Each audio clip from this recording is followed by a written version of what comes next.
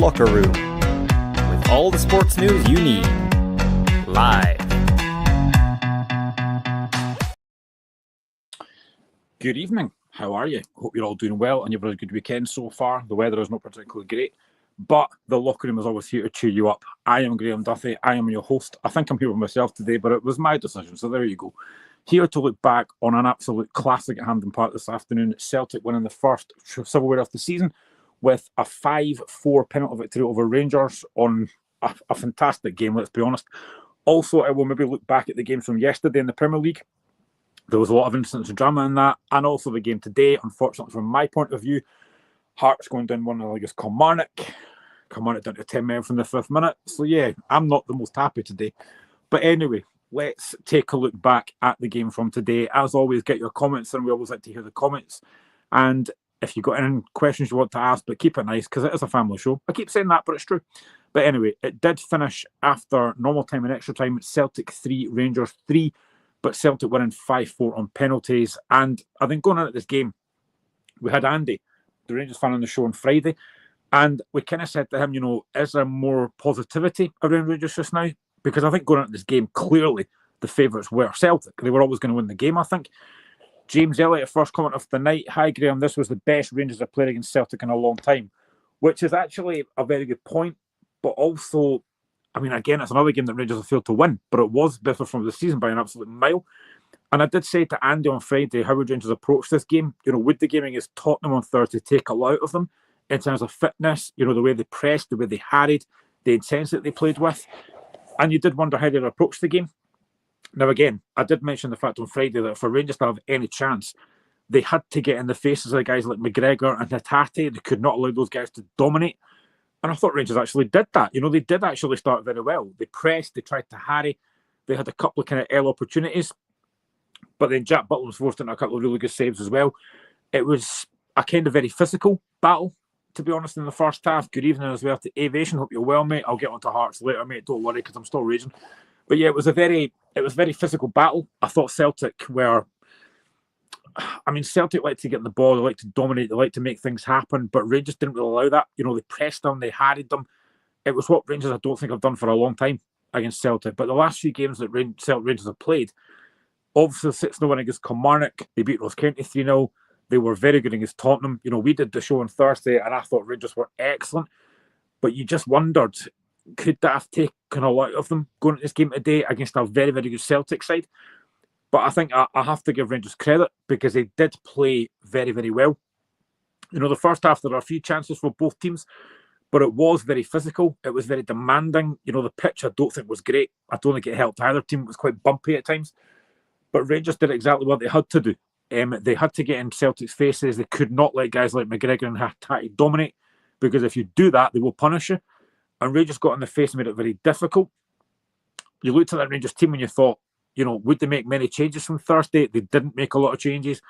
It was no surprise to see no Dessers in the start lineup because, I mean, the way that Iggy has been playing this season, he's been brilliant this season so far. The Celtic lineup, again, no real surprises. There was an injury concern for Alistair Johnson, but he made it, which was maybe no surprise. And I think Johnson's been great this season for Celtic. But yeah, it was quite a quick first half, actually. You know, I thought both sets of fans were really up for it, as you'd expect. But the opening goal did come after 41 minutes, and it came for Rangers. It's a really poor mistake from Greg Taylor. He plays a poor back pass. It's intercepted by Barami. He plays in Igamani. Igamani's shot is saved by Schmeichel, but it's palmed out to Barami, and he finishes. And, you know, at that point, I think Rangers probably did deserve to be ahead on the balance of play. But it was a big, big shock, obviously, for Celtic. Because I said, coming at this game, Celtic were big favourites. You know, they were massive, massive favourites. They hadn't lost to Rangers since May 2023. Brendan Rodgers, since he's come back to Celtic, has not lost to Rangers, and Philip Clement has yet to beat Celtic. So it was going to be a big, big game for both teams. But that goal, you kind of felt lifted Rangers. It lifted their fans. They were really up for it. They were snapping into tackles. And at that point, you're just wondering, you know, how would they manage to approach the rest of the game? Because at some point, Celtic were going to come back into the game. They got to half-time 1-0 up, and you think, right, what are they going to do second half, Celtic? What are they going to change? Because they hadn't done a lot with the possession they had, but we know what they're capable of. I thought Nicholas Kuhn, I'll get onto him as well. I thought Nicholas Kuhn was brilliant from pretty much most of the game. And I'm next, which is nice to see. We've got Mikey. Mikey, how are you, mate? Hello, I'm doing good, Graeme. How are you? To be honest, I'm raging, but I'll come to that later. But I'm still furious about Yeah, last yeah. year. How are you getting on, all right? Yeah, I'm alright. Just got back, so yeah, not too bad. Did you manage to watch the Celtic Rangers game? Yep, yeah, I watched the entire thing. I mean, sometimes these games at Hampden, you kind of think, what they're going to be like. How can Rangers play? I mean, I'll get to moments in the game in a minute, but that was an absolute Hampden Classic, though. Yeah, absolutely. I mean, Rangers were probably, you could say, the better side for large spells of the game. Celtic really didn't show up, in my opinion at least. And I think that when that all sort of comes together, it gives you a really good game because it's pretty apparent that obviously Rangers aren't on the same level as Celtic when it's an even playing field. But it shows that they can at least compete with them. And I think the fact that it went to extra time and there was all that, there was just so much excitement in the game. It was very reminiscent to the World Cup final, in my opinion. And obviously that was 2 years ago today, so it definitely felt very similar to that, in my opinion. I had Andy on the show on Friday, the Rangers fan from Northern Ireland. He actually managed to get a ticket for he was at the game today. He'll be gutted after that. But I did ask him, how did Rangers approach this game? Because the last few games they have played well. But how do they approach this game? Do they press? Do they harry? And I think I did say that you have to get on top of McGregor and Hatate. And I thought for large parts of the game they did that today. They really got on about Celtic and made it difficult for them. Yeah, they did. I mean, I think that I was a bit concerned looking at the midfield battle from the Rangers' perspective because I don't think they're on the same level as the Celtic team, obviously. But I think that just over the park, I think the Rangers were the more energetic side to put in the extra hard yards that Celtic maybe didn't. And I think that's exactly how they managed to get it to whatever stage they got it to, like the penalties and everything. But I just think the way that Scottish football is at the moment, Rangers losing on penalties to Celtic in a cup final is seen as a very positive sort of thing for them, which obviously the fans won't be thinking that right now. But if you're looking at it from an outside perspective, for Rangers, it's actually, I think it's more the performance that's been obviously the sort of positivity's come around them for. But yeah, I think it was a really good game, especially from just the actual on the park perspective, just the way that the teams sort of lined out against each other. I think they evened themselves out quite well. And I don't think Celtic were at the top of their game for really any of it. But yeah, I mean, it was still a fantastic game in my opinion, just in general. The opening goal, 41 minutes, obviously Barami scores it, but it's a really poor play from Taylor. He tries to play a really blind pass, intercepted by Barami. He plays it to Igamani. Igamani has a shot, as I say, saved by Schmeichel, and then finished off by Barami. But it's really poor from Greg Taylor, though. Yeah, I think there was a few of them in the game from both sides where they kind of played themselves into trouble. But yeah, I mean, to get the early goal, well, not the early goal, but the opening goal in a cup final is obviously very important. And I think that had Rangers gone on to win this, Greg Taylor would be probably kicking himself at that because, as you said, it's quite an unforced error, you'd say. And I mean, yeah, the pressure was kind of building from Rangers, but overall, I think that if Celtic got in at 0-0, then they could kind of regroup. But the way that they went in down at half time, I think that probably played into Rangers' hands for sort of large spells of the second half. And yeah, I think that first goal was very important from a Rangers perspective, just to get them in 1-0 at half time and get the fans really right up for it, because up to that point, yes, the Rangers fans were probably the louder of the two, but there was still that feeling that Celtic could run away with it. But when Rangers went 1-0 up, there was kind of that feeling that, wow, Rangers really are here to try and, I guess, take something out of it,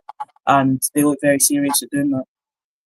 I know his shot was saved, but again, we spoke on Thursday and we spoke on Friday about Igamani. He really has come on at a game. I mean, he's got 6 goals this season for Rangers, but he doesn't lack confidence, does he? That's what I like about a striker that's prepared to have a shot, and he does that. And it was his shot that was saved. He's playing with a lot of confidence just now. Yeah, and I mean, when he was about to shoot, you kind of almost thought the chance was gone because the defence had sort of caught up with him, and it just looked like maybe turn around, play it back, or try and play in by Rami. But he's that sort of, I don't want to say selfish, but he'll take on the shot and he'll be the one that kind of tries to drive the team forward. And there was actually a couple in the second half where you wouldn't expect him to take a shot from there, but he did, and either they kind of came off Schmeichel and went out for a corner, or they'd just be kind of blocked. But yeah, if you've got a striker that's willing to take a shot and willing to kind of get your team right up for it, that's obviously very important. And I think that's the main criticism of Dessers, really, And I mean, if you look back to last season in the Old Firm derby at Parkhead, there was the desperate chance where he just didn't shoot. And if that was Igamani, you can almost guarantee that he probably scores that. So I think that's kind of the difference between them. And I think throughout the entire game, he was very energetic. And he was probably, in my opinion, one of the maybe 2 or 3 best Rangers players on the park today. Good evening to John Turner. Rangers should have had a penalty for that foul on Cherney. So that was one from Liam Scales. And I believe an ex-referee has actually come out and said that should have been a penalty. Now, I assume that VAR checked it and obviously thought it wasn't a penalty. But do you think it was a penalty at the time? At the time, yes, because I thought it was inside the box. But from what I've seen, it looked just out. I'm not sure. I haven't seen it in any real depth. I mean, I just saw it on the sort of TV feed that they showed. But yeah, it was definitely close to being a penalty, I think. But regardless, I think that both sides could have had many different decisions in the game go in their favour. I think the referee really struggled to get a hold of it. And yeah, I wouldn't really complain about that not being given as a penalty, because there was several Celtic ones that could have been a penalty or whatever. I think the referee sometimes let the game go, but sometimes it was very frustrating. So I just think, again, it was another really disappointing performance by the referee. But there was a couple of them where you think maybe this could be a penalty, but that one was probably the main standout one, I'd say. How many times we said that this season, a disappointing referee performance? It seems to happen every week. Yeah. I mean, Rangers won 1-0 up at half time, but Celtic do get back level. Greg Taylor, it is a very fortunate deflection, but if you don't shoot, you don't score. And you know what? Greg Taylor makes up for the mistake that he made in the first half. And, you know, as long as you hit it low, there's always that chance that deflection could happen. And he gets lucky, but if you don't shoot, you don't score.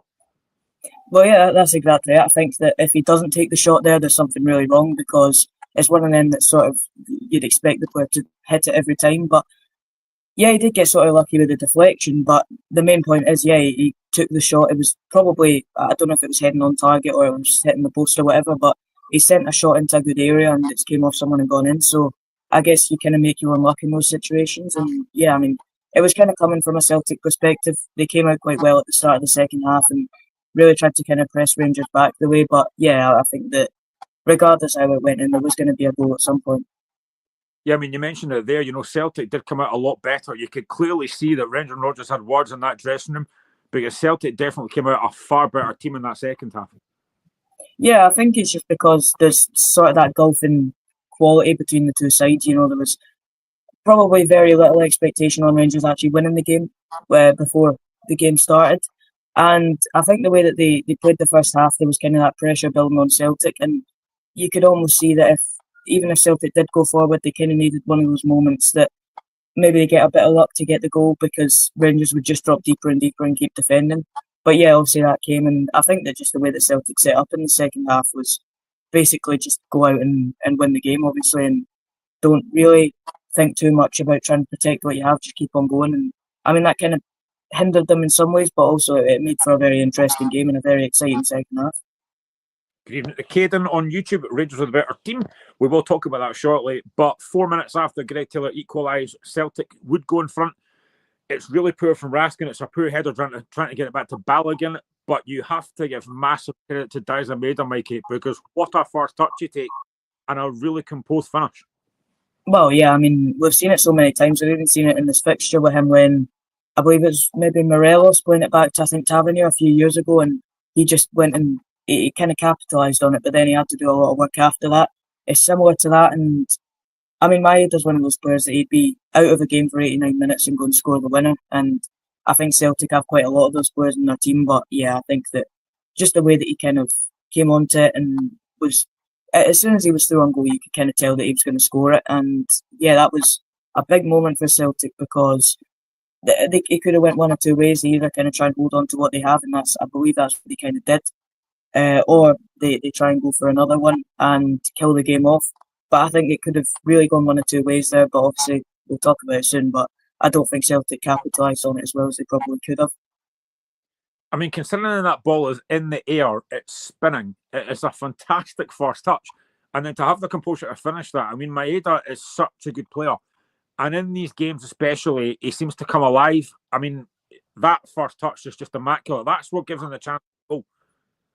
Yeah, it is. And I mean, as I said before, I think there's enough of them in the Celtic team, maybe 3 or 4 of them, to the point where that's exactly what wins them trophies and wins them titles. because they've got those players that will switch a game like that and have that real quality and cutting edge that maybe Rangers didn't have today. And I think that's really the difference between them and everyone else in Scotland, because even when Celtic are playing poorly or on at the top of their game, players like him, Kyogo, Nicholas Kuhn, even the likes of Real Hattati, they can just come onto it and basically take the game by the scruff of the neck and get a goal. And that's exactly, I think, what's really split the two sides today. And I mean, Dai's my idol. We've known it for a while, but yeah, he's just such a talent. And it's pretty surprising that there hasn't been other sides looking to try and sign him, because he is one of those players that could be playing at a Premier League level, in my opinion. When Celtic do go 2-1 up, obviously there's half an hour to go. Are you thinking the same as what I'm thinking, as probably everyone else is thinking? Celtic now probably go win this 4 or 5 now? I think maybe they go and win it, 3 or 4-1, because it seemed as though the Rangers players' heads kind of dropped. The likes of Jeff Day and I guess Tavernier as well, they weren't getting forward as much as they were beforehand, and the Celtic fans were right up for it, and then the Rangers fans had kind of dipped. And yeah, you are kind of thinking at that point that it'd take a bit of a miracle for Rangers to get back in it. And yeah, I mean, Celtic, we've seen it so many times where even if they go 1 or 2 goals behind, they'll go and score 3, 4, 5 to go and basically blow the team away. Just look at the Falkirk game.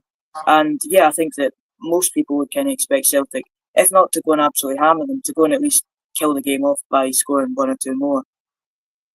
Yeah, well, you have to give massive credit to Rangers because they didn't crumble. In a 75 minutes, they get the equaliser from a corner kick. It's really good strength from Diamande in the box, who holds off Engels. And from a tight angle, it's a really good finish as well, Mikey. And again, at that point, it's game on again. But massive credit to Diamande for that finish. Yeah, it is. I think the way that he managed to hold off, I can't remember who he was holding off, but then to get the shot away, to kind of go between 2, 3, maybe even 4 Celtic players and just to kind of nestle in the corner. I think it's one of those where it could have gone anywhere. Any one of the players that was in front of the ball could have cleared it, but it's just one of those where it sort of manages to kind of wriggle in. Yeah, I think it kind of took one of those moments to get back in it, because again, Rangers were starting to press back onto Celtic. You could almost kind of feel the belief coming back into the game, because Celtic had kind of gone ahead and hadn't really built on that at all, and then Rangers kind of capitalised on it, you could say. And yeah, I think it was obviously a very big moment in the game, because then it really opened up, and I think that was the point in the game where really any of the teams could have gone ahead and won the game then. Yeah, well, we thought it was going to be a winner. 8 to 7 minutes. Nicholas Kuhn with a really, really composed finish. Again, good play by Engels in the box, pulls it back, and Nicholas Kuhn scores. And again, actually, I think Nicholas Kuhn for Celtic is probably the most liveliest player, and he's been a major threat all season. I mean, I think that's 12 goals this season he's got, and he's a huge threat. He's quick. He's got a really good finish on him, and it was probably no surprise if Celtic were going to win that game. It was him that was going to win it. Wait, can you hear me, man? And it's just gone. Yeah, I can hear you. All right, okay, cool, great. Yeah, I think that when that goal did go in, it was very. It was one of those where you thought, oh, Celtic are obviously going to go ahead and win this now. All the effort the Rangers kind of piled into getting that equaliser and to try and press off the back of that had just not paid off. It had gone back in Celtic's favour.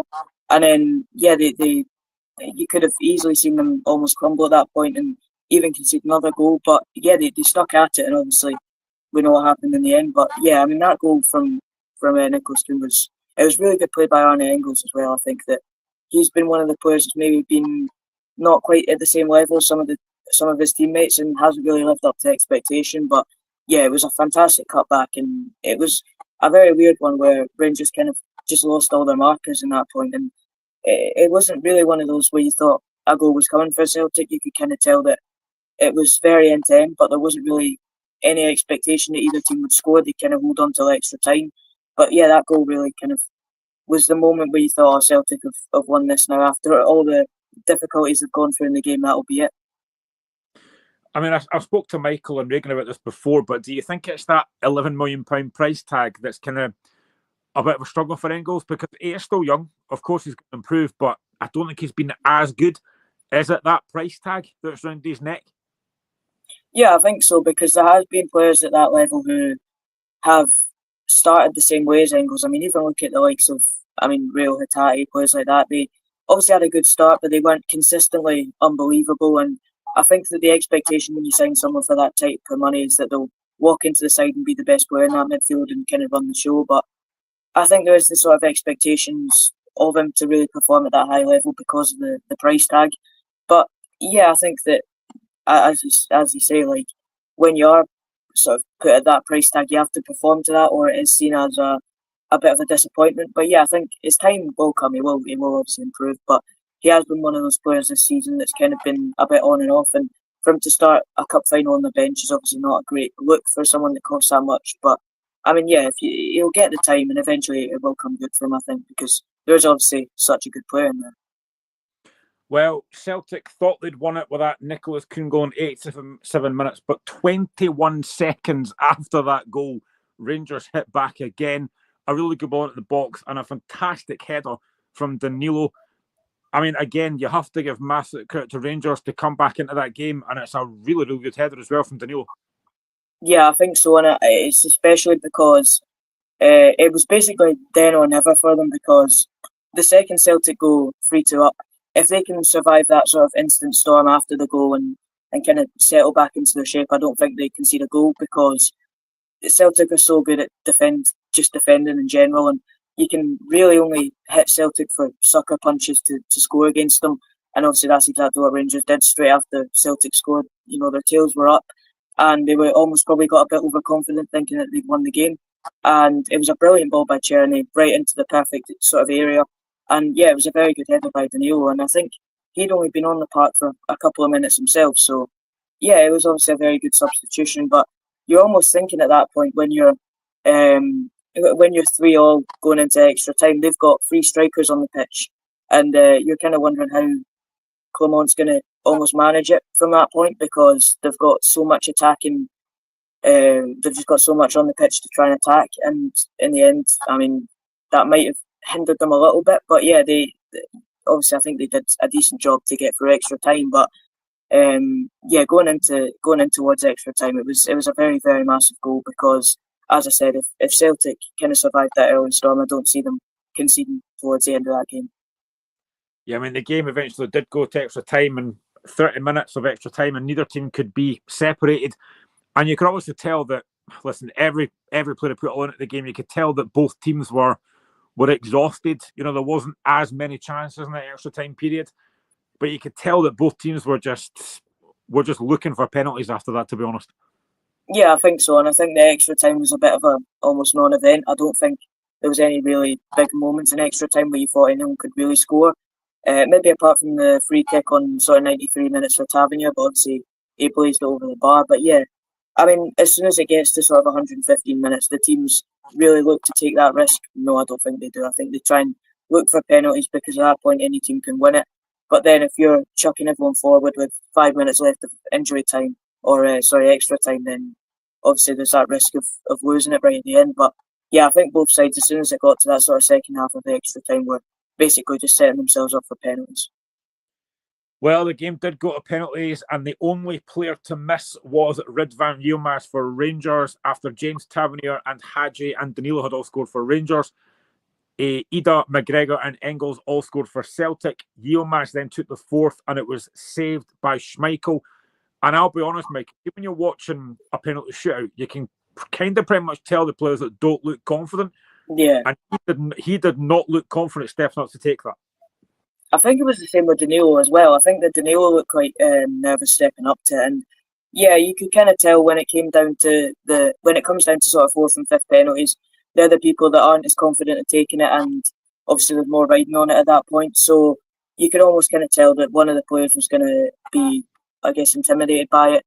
And I mean, the issue with Rangers compared to Celtic is that Celtic won so many trophies that the players there's not as much pressure going into it, because Celtic have been there, done that so many times. Rangers have only really won sort of a handful of trophies over the last few years. So it's one of those where kind of, as soon as it goes to penalties, you're thinking Celtic have the edge. But when you're thinking in front of the Rangers fans, there's maybe that sort of leveller. But yeah, I think the quality of the penalties overall was really, really good. And I don't think the Yilmaz penalty was the worst. I don't think it was a terrible penalty. It wasn't ideal from obviously his perspective, because it was obviously saved. But it wasn't the worst penalty I've ever seen. And I think that overall, the actual quality of all the penalties was actually pretty good overall. I mean, he obviously tries to strike it low, but I just don't think he catches it properly, and it's a good save from Schmeichel. Then obviously Jack Butland steps up to try and keep Rangers in it. He does score, but he can't save the penalty from Maeda, and Celtic actually win the penalty shootout by 5-4 to claim their 119th trophy. I mean, you mentioned it at the start there, Mikey. Celtic maybe hadn't played that well, but they just get over the line and they know how to win these trophies. They just keep getting the job done. Yeah, I mean, when Celtic went out of the League Cup last year, you were sort of thinking, oh, maybe is this the time where under Brendan Rodgers, where the fans weren't fully on his side, was things maybe going to go a bit sour? And since then, I mean, there's been a couple of sort of rocky patches for Celtic, but when it really comes down to it, when it gets down to that sort of crunch time, as you say, and it's really win or go home, Celtic are so good at that because they've got these players that are just worth so much money and they've got so much quality within the side that even when a team plays really well against them, like for example a Falkirk, they can just bring these players on that just have the bottle and have the ability to go ahead and win a game. And when it comes down to the likes of penalties and when it gets to cup finals, Celtic just have all the best players for it. And when Dyson Maeda is the fifth penalty taker in a final shootout, you're certainly in a good position. Celtic have one trophy in the bank with the League Cup. They look like they've pretty much got the Premier League title wrapped up as well and to win that. They are now on course for another domestic treble. And I don't see who's going to stop them, to be honest, Mikey. No, and I think that today even shows that even when Celtic aren't on the top of their game, they can still grind out results because, as we've seen with even the likes of Man City down in England, when things aren't going in their favour, they can kind of drop off and go quite a long sort of stretch with losing. The worst you'll really see from Celtic is maybe 2 or 3 games without a win, and that's exactly why I don't see anyone catching them in the league. I can see them just basically running away with it and having it wrapped up by I don't even know when. But it's one of those where you're not really expecting anyone to hugely challenge them in the next little while because, as I said, they've just got that level of player above everyone else. And I mean, the squad value says it all. They've got players in there that can walk into any side in Scotland with ease, and they're making the bench for Celtic. So, yeah, it's a hugely significant position Celtic are in compared to everyone else in Scotland at the moment. So I'll be honest, I was only thought about doing this live about half an hour ago. So I basically put on our group chat if anyone wants to come on. So I'm delighted to have 2 guests now. I thought I was only going to have 1, but I've got 2 because we can see we've been joined by Alan Risk. Alan, how are you, mate?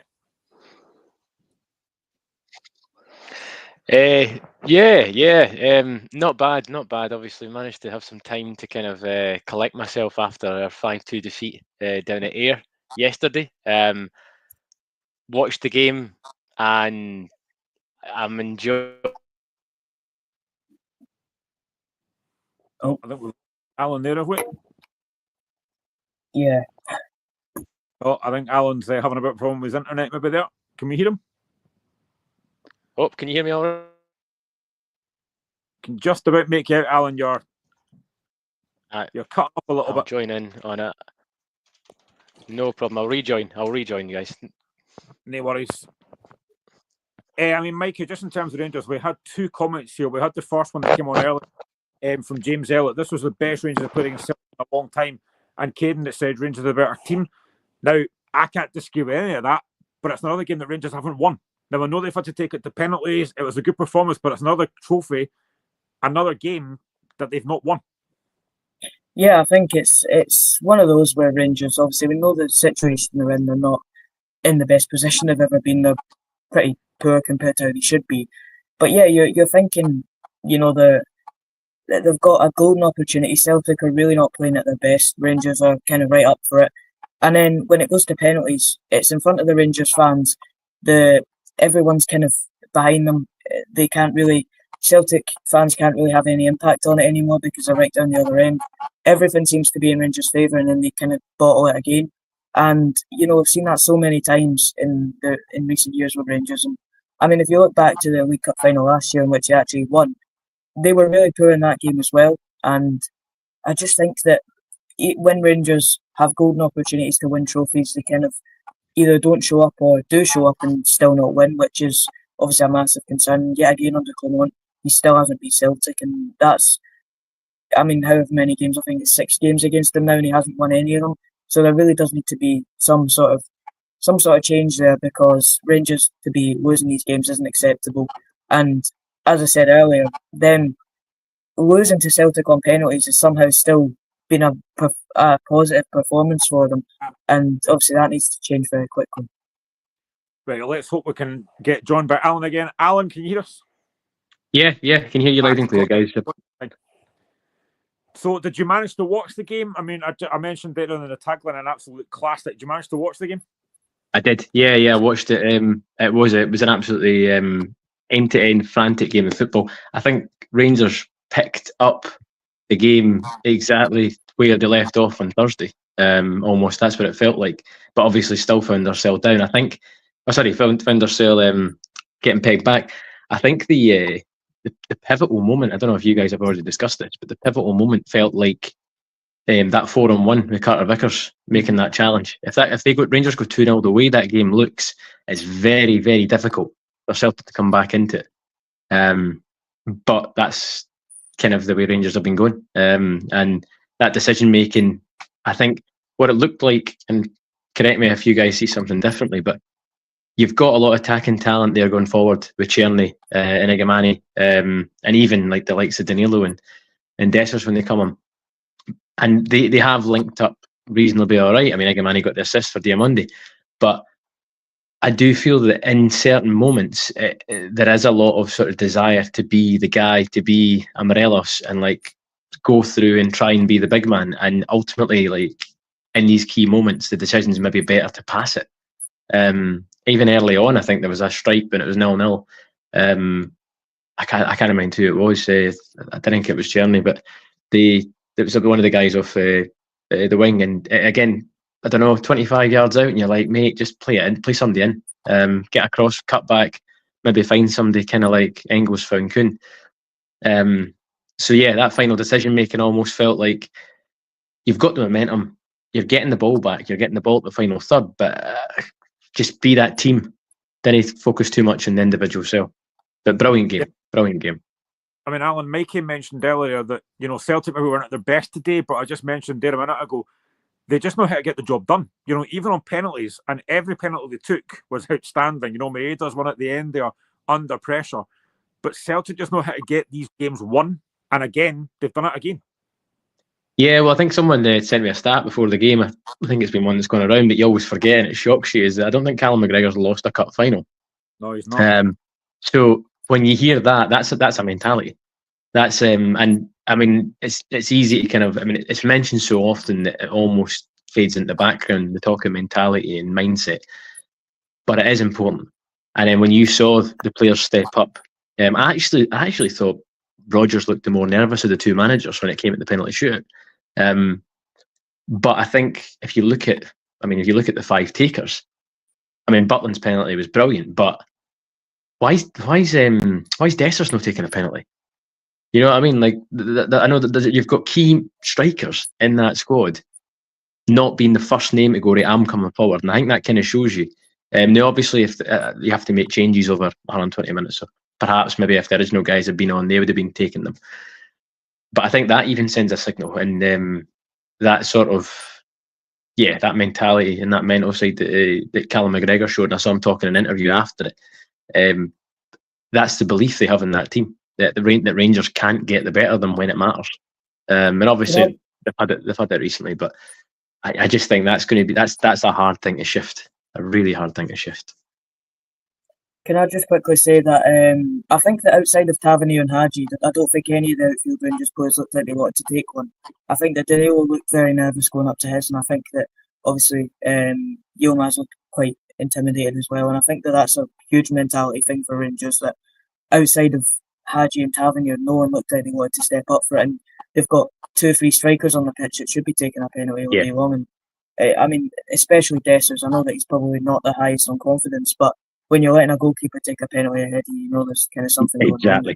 Exactly. That was the moment. Obviously, as I mean, it was mentioned on commentary, as a former goalkeeper, I know that you practice these kicks all day long. Goalkeepers should be the best penalty takers because they should be able to pinpoint an exact point on the goal, bang it in the top corner or bang it in like he did with power. So I get the choosing of the goalkeeper. I just think in terms of the aesthetics of it, yeah, like a striker not taking a penalty ahead of a goalkeeper. Even Hadji, as you say, like Hadji was actually a bit of. He didn't obviously. I don't know if he wasn't in the Europa League squad or if he just wasn't picked for the squad or whatever. But Hadji's a guy who's having to fight for his Rangers career just now, right? And he was a bit of a risky one. And I thought, well played for him stepping up. And it's the narrative, right? If Hadji's the one that misses, you know the repercussions for his career after that. But he isn't. He takes the pressure and he scores. And I thought, well, that was a pressure penalty. I guess that's the way it felt with, and that's the narrative with the Celtic ones. These are players. I mean, obviously Engels. I remember when he first came, he scored his first one. And I think it was in the Champions League against Slovan Bratislava, maybe. I think it was Hearts. Was it Hearts? I know that McGregor was the penalty taker, and then Engels came in, and I'm pretty sure there was a moment where McGregor handed him the ball, and that was sort of passing over penalty taking duties. So I knew that he was more likely to score, but again, he's coming back into the side. But there wasn't even that much jeopardy. Obviously, Ida's tiny bit, but I think with the Rangers ones, Yilmaz was always a risky penalty. I think it's quite. Said that to Mikey. He looked nervous stepping up for that.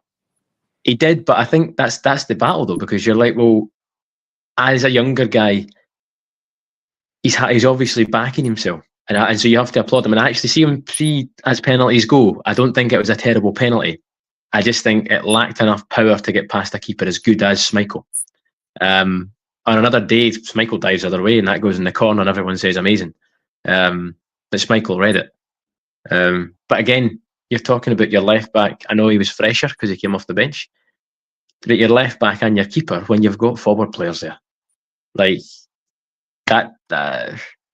After playing Spurs, everyone should be high. I mean, that Dessers on Thursday, he came off the bench and he probably should have scored. But it was a great opportunity created, dribbling through a couple of players and getting a shot away that was ultimately, I think, did it go wide or did they save it? But but I thought that's a moment. That's a critical moment. Even if you're off form and everything, that's an opportunity to turn that around.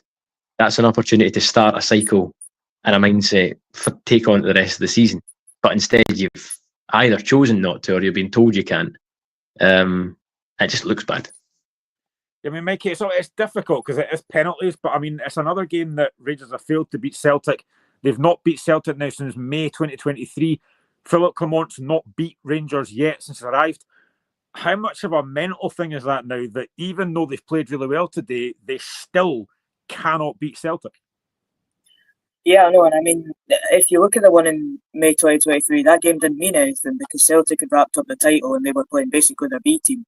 So if you want to look at it in the sort of, almost, I guess you could say a cynical way, they haven't beat Celtic in a sort of meaningful game since April 2022, and that was at Hampden. And that is unbelievable to kind of think of. And again, it's kind of, when it comes to penalties, Rangers looked like they had one or two players that were confident of taking one. Celtic looked like they could have had 4 or 5 other players other than the 5 that took them that could have pretty easily taken a penalty with that sort of pressure on. And I mean, it's one of those where it just kind of shows the gulf between the two sides. And even when Rangers play at a very good level, which I think they did today, I think that's up there with the best we've seen Rangers play this season, just because of how well they kind of attacked and how well they sort of managed to stay in the game with such a good side like Celtic. Even when Celtic aren't at their best, Rangers still can't beat them, and that must just be so painful for Clement, because he's thinking, if we can't beat Celtic now when they're not at their best and we are, how are we going to beat them at all?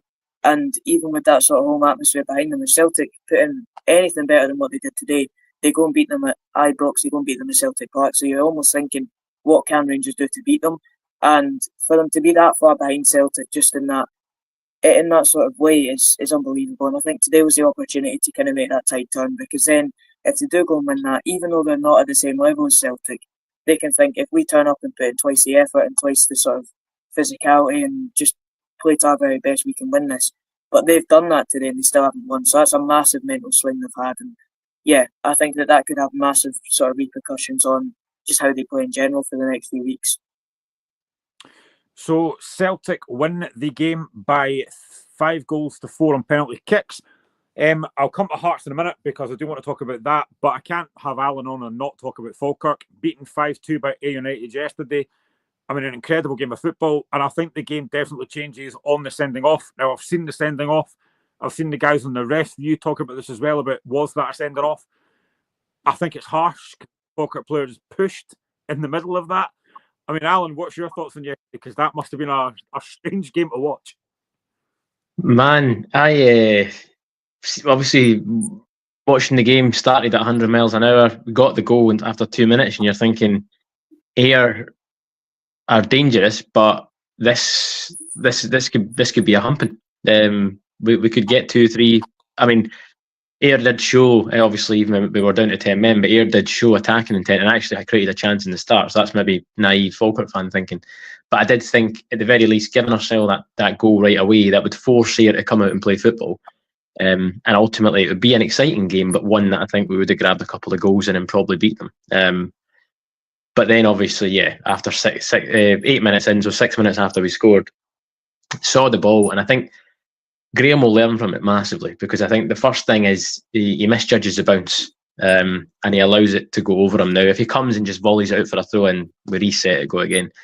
But it bounces over him, and he's no pity selling a terrible position at that stage, because he's now chasing a not rapid Oakley down and gets his body in front of him.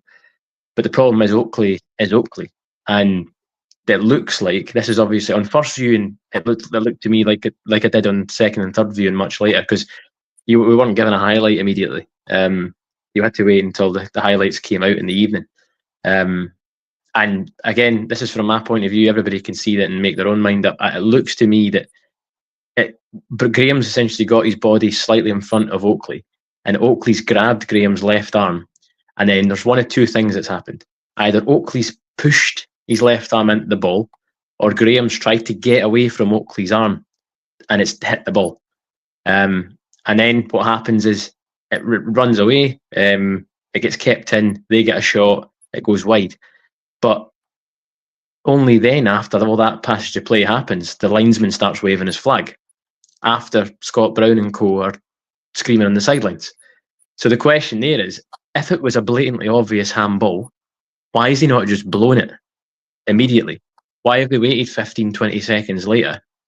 By that stage, Brown's in his ear screaming. So, I mean, obviously I'm biased on that side, but it does look like he's been pressured into it. And it did change the game. I think the game right after that, I think we all, and fans and team included, just felt injustice, and we just felt this is not right. I mean, it's not happened the way the referee thinks it's happened, so it's feeling a bit down. And I think the team then naturally sit deep, and far too deep, and that's just something we'll learn from. We shouldn't have done that, because that just ended up being attack after attack after attack. And Ayr eventually, after about 20 minutes, got a goal. We were very good at just getting out immediately after that, got a brilliant goal right after that, and I thought, here we go, 2-1 game on. And then within 3 or 4 minutes, Ayr got 2 from poor defended set pieces. So we brought Cole Donaldson back, obviously, as you know, big Jambo. Cole came back, half fit Cole, and it's horrible to see it, but it was almost a bit like being down to 9. And he pulled up a couple of times, so he clearly wasn't fit to return. He was forced into it, and I think that's a decision that McGlynn made, and ultimately it cost us a bit, because I think if he shuffles the defence about a bit, he's got other options. It might not be a natural centre back, but he could have moved the left back into centre back and done something else just to give us fitter, fresher chance. Same thing might have happened. Ayr, to their credit, were lethal. They did keep trying to get forward, and ultimately, when you look at it on paper, it was a game where we said coming in, if Ayr don't get a result here, they're out of the title race. They're just too far behind. Whereas now, by winning it, they're 7 points behind. So they needed to win that. So by needing to win it and playing against 10 men, ultimately you go all guns blazing, and that's the way it turned out. But I think the combined with the Livingston win on Friday night against Partick, that was a game we all looked at, and both teams on incredible runs. If that had been a 0-0 draw, it would have been perfect for the rest of the league. But Livingston got the edge, and that's the way it is. They've got a bit of momentum down, and us getting the loss, that's only going to buoy them further. So yeah, 5 point gap. They've got a game in hand. How do I feel? I still feel quite confident. I think it's never going to be an easy league. Mikey, you were at Livingston game on Friday. Good result for Livingston. They played well as well. Like 5-point gap, game in hand. Title race is back wide open again, I think. Yeah, I think it's one of those where going to the game and obviously having a sort of, I enjoy going to watch Livy because it's always a sort of a good day out and it's always an interesting game. Well, most of the time. But yeah, I think that it was one of those where after the game there was a kind of feeling around the Livy fans that they can kind of capitalise on that, because you're almost looking at it in a situation where Livy are, well, at the time they moved themselves 5 points behind with a game in hand, obviously not knowing what the Falkirk result was going to be. But I mean, yeah, it will give them sort of confidence to go on. And I think that the main thing for Livingston is they've kept the core of the Premiership squad. Well, maybe not the core of it, but they kept probably the better performing players in the Premiership last season, like of Scott Pittman and Teddy Yengi towards the end of last season. And that might just be what can help Livy. I think the Livy squad maybe isn't quite as good as it was last season. They've got players in there that aren't at Premiership level. But I think that for a Championship squad, the Livy team is very good. And they've kind of had the advantage over Falkirk at the fact that they've come from a league above and Falkirk have come from the league below. And I mean, the squads, they probably do just about match out. But yeah, I think the Livingston have obviously got a very good chance because they've still got what you could argue is probably a very low Premiership squad, but a very high Championship squad. So it's kind of in that middle ground. And I mean, yeah, with good recruitment in January, Livingston could still very easily go on and win the league. And but in the sort of other way, Falkirk could go and make some good signings in January and go and win the league themselves. So it is wide open, and I think it will be between them two to go and win the league. I think that Ayr maybe don't quite have that same ability to go and do that, and obviously Partick Thistle are probably maybe the best shout outside of them because of the run that they were on. But I think Partick were quite poor on Friday, and I think if they were to really mount any serious title challenge, they'd kind of had to go and win that game or at least get a point out of it on Friday. Well, talking about quite poor in Championship side, Hearts might be there very shortly. What a segue that is, because I watched Hearts today against Kilmarnock, and it's the first time I've used the word shameful, disgraceful, embarrassing. It was all of those words. Kilmarnock and a man sent off after 6 minutes. Robbie D sent off after a foul on Cammy Devlin. Kilmarnock then took the lead on 18 minutes. A really poor bit of defending from James Penrice. High foot. Bruce Anderson scores a penalty. And for 85 minutes, Hearts were awful. Toothless, offer nothing in attack. And it's a big, big worry now, Alan, because watching that game today, it's the first time I've been genuinely embarrassed by a Hearts performance. Yeah, absolutely. I think initially when I saw the lineups and obviously heard that Shanklin was out with suspension, I thought, okay, that's going to be interesting to see who steps up. And then obviously, mirroring our game, we were lucky we took a 1-goal lead. So technically, like, what we should have done is sit back for the whole time and just soak up pressure. We didn't do that. Kilmarnock showed, first of all, to get the goal, how, I mean, you can tell me whether it was more Kilmarnock defending or whether it was Hearts, but aye, it's a polar opposite. I mean, I was speaking about to my friend of mine. I was going to look to go to the. I live in Edinburgh, so I was looking to go to the Petra Cup game, and I wondered what's the chances of me getting a ticket. And he says, Alan, there's no many Hearts fans that will want to go. I'm actually going to that and regret my decision now after that today. Aye, Sorry, yeah, I actually watched bits of the game, so I know what you mean, and I think that while there was half time at the Celtic game, and for the first sort of the half an hour before the Celtic game kicked off, I was watching it, and I mean the tackle on Vargas from Robbie Dees was a terrible challenge. It was a red card all day long. But then you're thinking, like, when Penrice gives away the penalty and it's scored by Anderson, you're just thinking Hearts are probably going to attack now. And then when I was watching it over the half time at the Celtic game, I mean, it was just repeat after repeat. The Hearts would get the ball forward, they put it out wide, they cross into the middle, no one would be there, it'd be cleared away, and the same cycle would repeat. And you're just thinking there's nothing there that's going to score for Hearts. I mean, Liam Boyce coming on at half time, he held the ball up, but that was about it.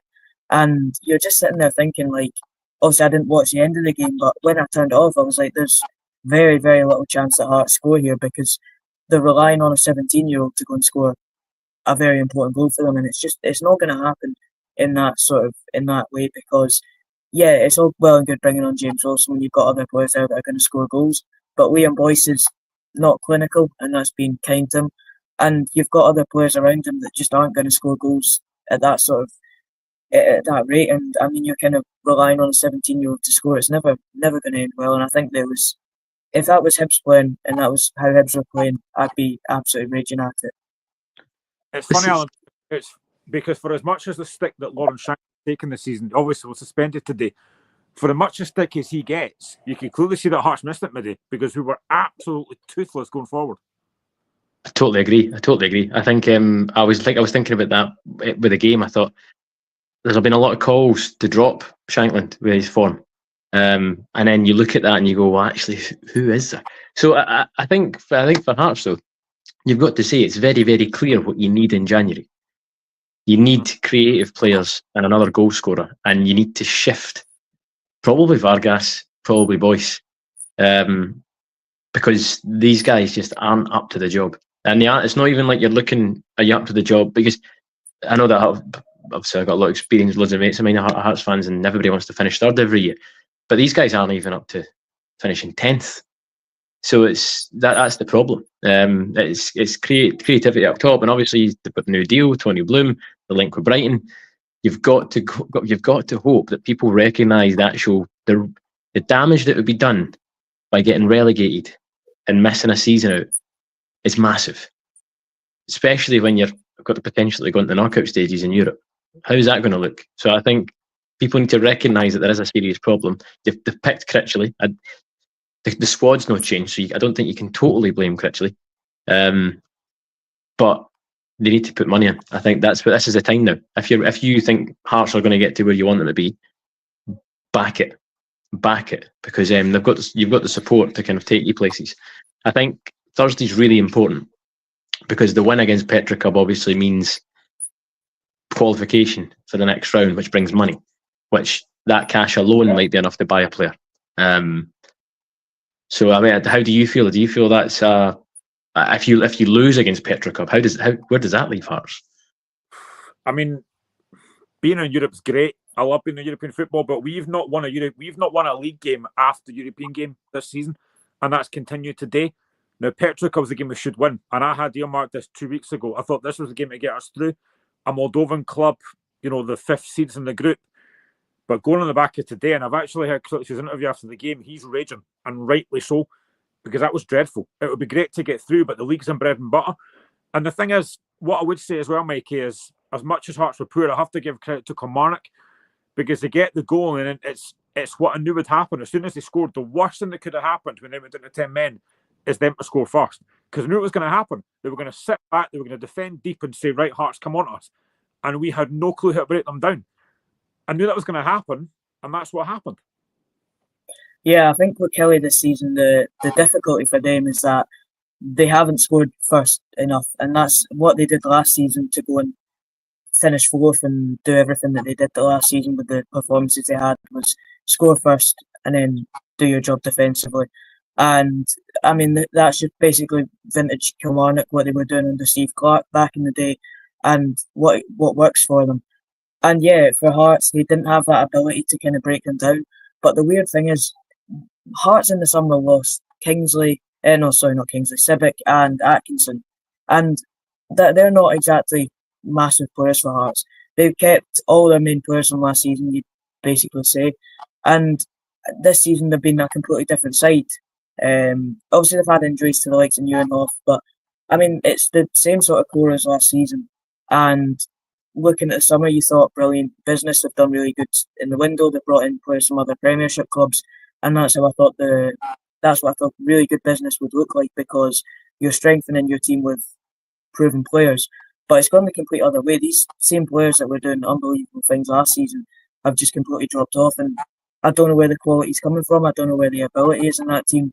And I mean, from a Hibs perspective, obviously, long may it continue. But if I'm sitting there from a Hearts perspective, I don't know what to do, because these are the same players that got you through games last season and doing the work when the other players, obviously, when the players that this season aren't performing, they were the ones doing all the good work last season, like sort of Vargas and all that, who I've never hugely rated, but you can't deny last season he was doing much better than he is this time. And it just seems as though it's almost similar to before Celtic Park away. And obviously it's worse than that, but it's almost kind of that similar feeling of there's not really those real leaders in that dressing room that are going to drag you through. And you said it last year that you don't know where the points were coming from because you have the likes of Celtic away and all that. And then that result came at Celtic Park and everything really changed. But now you can't see a result like that coming. So where do you go from here? Because even when they've won games, they've failed to capitalise on it at all, and they've just kind of gone back to their old ways. And yeah, that's the main concern for me, because even you can't just say, oh, it's a bad run of form, it'll turn around. They've won games and still haven't capitalised on it. So that's the main problem I'd have, because it's not just a confidence issue. It's more than that, because if it was just confidence, you win a game and you're back to normal winning games. But I think they've won games in sort of different stages of the season and haven't capitalised on it at all.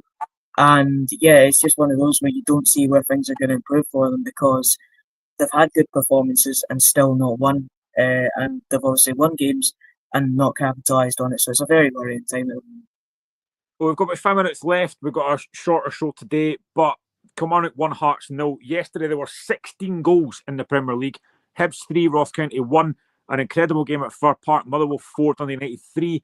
An even better game as well at McDermott Park. St Johnstone 2, St Mirren 3. I mean, just quickly, Alan, fantastic entertainment yesterday, but I kind of feel a bit sorry for St Johnstone. You know, they played really well yesterday, go 2-1 up. Mackenzie Clarkie's third goal in the last few weeks. And again, I mean, they are a better side under Valakari, but it's another game they failed to win. Yeah, that's the battle. Obviously, they changed their playing style at the start of the season. Went a really good run. So now it's when it gets a bit difficult. Season changes, injuries crop up.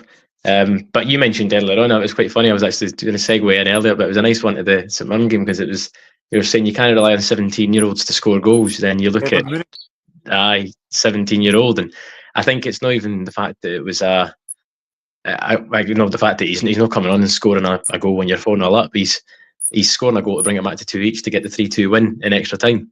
Like an absolutely massive goal. So I think that's something they've done. Always had a great academy in terms of bringing players through. So it was a big game. It was a big game. I think we're now getting to a crunch stage where the whole league's under pressure. But I think the number of goals across the fixture list yesterday, it's brilliant. It's getting entertainment this time of the year. And who says the SPL's a bad league? I mean, Mikey Youth came off the bottom yesterday. Hearts now back down there. But I mean, first half, if I'm being honest, mate, you could have been 3 or 4 down by half time yesterday. Ross County were pretty much dominating that game. But fair play, Hibs managed to get the win. A missed penalty. I don't know what the defenders are doing, though. You know, the first one is really poor from Harmon. It's a missed penalty. And then again, Ryan Leake. I mean, I don't know what they're doing, Ross County. They just collapsed. But a big win for David Gray. Yeah, well, having actually been there yesterday, and despite us winning 3-1, the fact that we're coming out of that and I'm still somewhat disappointed with the performance kind of says it all. First half, we were absolutely brutal. And second half, we were helped by the goalkeeper, because I'm not sure what the goalie was doing. The amount of times that the ball come back to him and he'd just play himself into trouble by, well, I mean, there was the one that was on Sports Team where he basically nearly put it in his own net by completely mishitting it. But there was so many times when the ball would come back to him, no pressure at all, and he just put it into the stand. And obviously the 2 penalties really helped us. But on another day, we lose that 2-0 or we lose that 1-0. And I mean, that first half performance was absolutely terrible. Having been there and having experienced it, it was absolutely awful.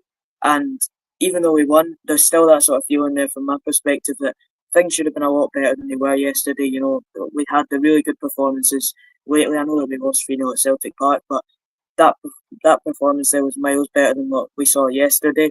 And I mean, if we go away to Aberdeen and play like that, we'll get beat quite badly. But yeah, I mean, the main thing is we got the win and we move on. But yeah, it was still a pretty terrible performance in the first half especially. And it wasn't a memorable one, but yeah, it's one of those where when you don't play well and pick up results, that's a massive result. And time to kind of push forward, because we're up to, I think we're 9th now after the Killie result. But look, we're kind of getting ourselves back into into the fray a bit. And yeah, if we can get through the Hearts and Aberdeen games with decent results, then I'd be happy. And I mean, especially if we go and beat Hearts at Tynecastle, that's a massive confidence boost.